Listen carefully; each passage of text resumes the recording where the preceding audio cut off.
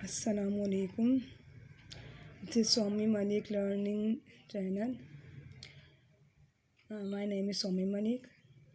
I teach chemistry, bio and physics topic. This is my first experience. Hopefully आप सब मेरे साथ cooperate करेंगे और सपोर्ट करेंगे. So today my topic is Bronsted-Lowry theory of acid and base.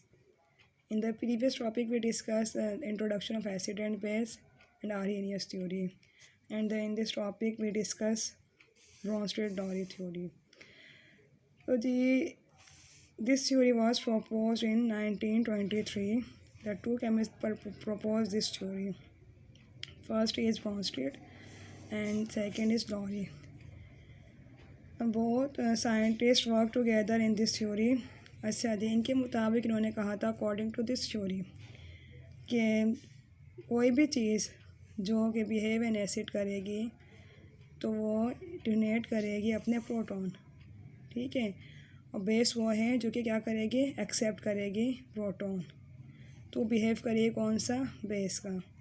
Means कहने की बात यह है कि एसिड वो था जो कि अपने प्रोटॉन डोनेट करेगा और बिहेव करेगा फिर वो बेस की तरह से, ठीक है ना. और बेस कौन होगा, जो कि एक्सेप्ट करेगा प्रोटॉन, कोई भी सब्सटेंस. जैसे अगर हम एग्जांपल में देखते हैं, मैंने मैं आपको एग्जांपल में समझाती हूँ. उन्होंने कहा था, देखें, hydrogen chloride in water, dissolution of hydrogen chloride in water किस तरह से कि in this reaction hydrochloric acid और वाटर दोनों काम करेंगे. क्या करेंगे, हाइड्रोक्लोरिक एसिड जो है वो अपना 1 प्रोटॉन किसको दे देगा, वाटर को, और वाटर क्या करेगा, एक्सेप्ट करेगा 1 प्रोटॉन, क्या बना लेगा, हाइड्रोनियम आयन. इसने एक्सेप्ट करा, इसके पास क्या चार्ज आ गई, पॉजिटिव चार्ज आ गई. ये क्या बन गया, हाइड्रोनियम आयन. क्या बन गया, ये Bronsted acid and Bronsted base. ये कहलाता है Bronsted conjugated acid and conjugated base. Conjugated acid और कॉन्जुगेटेड बेस का मतलब क्या है कि इन्होंने मिला के बाई में इन्होंने काम करा एक साथ मिलके कि इसने अपना एक प्रोटॉन वाटर को दिया और वाटर ने एक्सेप्ट करके क्या बना लिया, हाइड्रोनियम आयन. और क्लोरीन जो है वो किस तरह से रह गया, बिल्कुल सिंगल रह गया. क्लोरीन क्या बन जाएगा, क्लोरीन जो है वो कॉन्जुगेटेड बेस बन जाएगा और ये बन जाएगा कॉन्जुगेटेड एसिड, ठीक है ना. इसी तरह से अगर इसमें हम देखें, ये एसिटिक एसिड है और वाटर है, इसमें भी सेम थिंग यही होगी कि एसिड क्या है, प्रोटॉन डोनर है, ठीक है, और बेस क्या है, एक्सेप्टर, इधर एक्सेप्ट कर रहा है, ठीक है. बेस क्या करेगा, यहाँ पे अब ये एसिड ने अपना प्रोटॉन डोनर कर दिया, अब ये एसिड यहाँ आके बेस बन जाएगा. कौन सा base, conjugated base.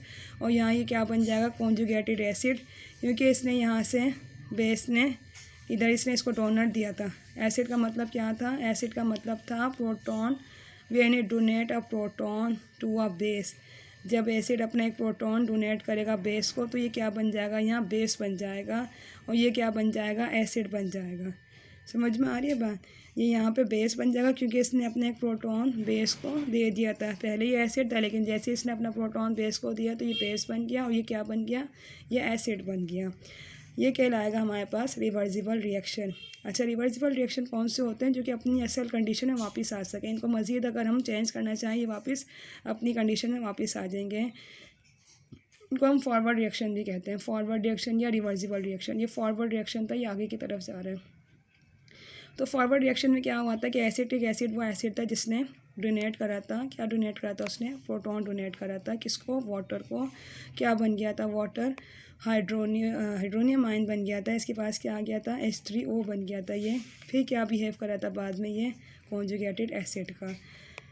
Like this we have pair of conjugated acid and base. जी, तो अब हम यहाँ भी देख सकते हैं क्या हुआ था. देखें, वही एसिड और बेस वाली बात जो मैंने आपको पीछे बताई कि बेस था ये, ठीक है. जब ये हाइड्रोजन ने अपना एसिड ने अपना प्रोटॉन डोनेट करा बेस को तो ये क्या बन गया, यहाँ पर आके कॉन्जुगेटेड एसिड. और ये क्या बन गया, कॉन्जुगेटेड बेस. जो एसिड था वो बेस में कन्वर्ट हो गया, जो बेस था वो एसिड में कन्वर्ट हो गया. इनके साथ आ गया कॉन्जुगेटेड. ये वर्ड जो है वो कॉन्जुगेटेड यूज़ हो रहा है, एसिड एंड बेस, ठीक है. क्यों, बेस था ये, एसिड ने इसको अपना प्रोटॉन दिया तो ये क्या बन गया, कॉन्जुगेटेड बेस. ये एसिड था, ये बेस था, यहाँ पे आके एसिड बन गया. क्यों, क्योंकि इसने एक्सेप्ट कर लिया था तो यहाँ पे आके एसिड बन गया ये, ठीक है. लिमिटेशन में क्या हुआ था कि इन्होंने एक्सप्लेन नहीं करी थी acidic nature of compound having no tendency to loss H positive ions. इसने काफ़ी जगह इसने टेंडेंसी नहीं बताई थी हाइड्रोजन की। उसके अलावा इसने carbon dioxide, aluminium chloride, sulphur trioxide, इनके बारे में इसने हमें कोई नॉलेज नहीं दी थी। और दूसरा इसने basic nature of compound having hydroxide ions के बारे में इसने हमें नहीं बताया था। Example sodium hydroxide, calcium hydroxide, potassium hydroxide. तो इसलिए इसकी थ्योरी की ये लिमिटेशन थी, इससे आगे इसकी थ्योरी नहीं बढ़ पाई थी। फिर उसके बाद नेक्स्ट टॉपिक में हमारे पास आया था Lewis theory of acid base, जो कि 1923 में प्रपोज की गई थी। नेक्स्ट थ्योरी हम ये नेक्स्ट वीडियो में डिस्कस करेंगे। तब तक के लिए अल्लाह हाफिज़।